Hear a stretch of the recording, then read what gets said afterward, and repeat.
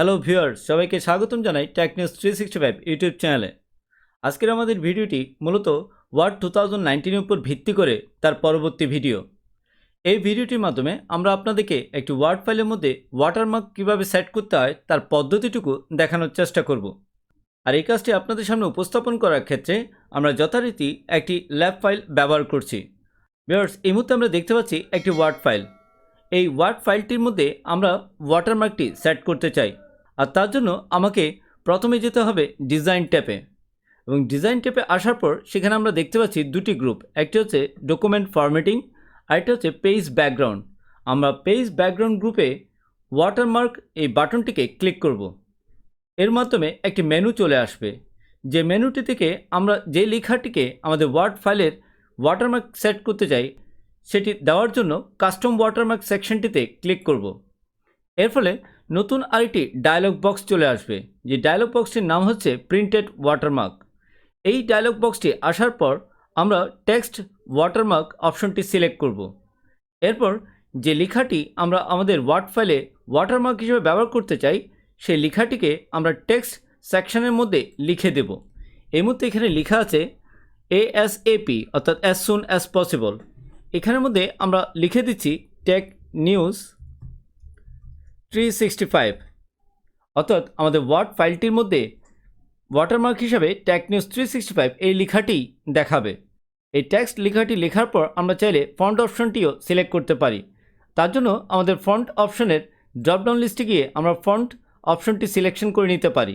এই ক্ষেত্রে আমাদের ফন্ট অপশনটি আছে টাইমস নিউ রোমান, অর্থাৎ ডিফল্টভাবে যেটি ছিল সেটি এখানে এই মুহূর্তে আছে। এছাড়া আপনি সাইজও এখানে সেট করে দিতে পারেন। এইটুকু সেটিং থাকা অবস্থায় আমরা অ্যাপ্লাই বাটনে ক্লিক করে দিলাম, এরপর ক্যান্সেল বাটনে ক্লিক করলাম। এর ফলে আমরা দেখতে পাচ্ছি আমাদের ওয়ার্ড ফাইলটির মধ্যে আমাদের ওয়াটারমার্কটি দেখতে পাচ্ছি। আর এই ওয়াটারমার্কটিকে আপনি আরও ভালো করে যদি দেখতে চান সেক্ষেত্রে ফাইল ট্যাবে গিয়ে প্রিন্ট প্রিভিউটি দেখে নিতে পারেন। আমি প্রিন্ট প্রিভিউতে ক্লিক করলাম। এর ফলে আমরা দেখতে পাচ্ছি আমাদের এই ওয়ার্ড ফাইলটি যদি আমরা প্রিন্ট করি, প্রিন্ট করলে সেক্ষেত্রে ওয়াটারমার্ক হিসাবে যে টেক নিউজ 365 লেখাটি দেখাবে সেটি আমাদেরকে এই মুহূর্তে দেখাচ্ছে। এর ফলে আমরা বুঝতে পারলাম কিভাবে একটি ওয়ার্ড ফাইলের মধ্যে তার ওয়াটারমার্কটি সেট করতে হয়। এবার যদি আপনি মনে করেন আপনার সেই ওয়ার্ড ফাইলটি থেকে ওয়াটারমার্কটি রিমুভ করে দেবেন, সেই পদ্ধতিটুকু আমরা এবার দেখে নেওয়ার চেষ্টা করছি। তার জন্য পুনরায় আমি আবার আগের অবস্থানে ফিরে গেলাম।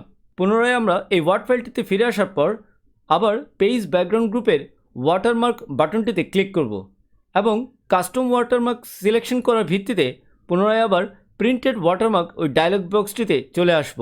এই প্রিন্টেড ওয়াটারমার্ক ডায়লগ বক্সটি আসার পর আমাদের ওয়ার্ড ফাইলের ওয়াটারমার্কটি তুলে দেওয়ার জন্য আমরা নো ওয়াটারমার্ক অপশনটি সিলেক্ট করব।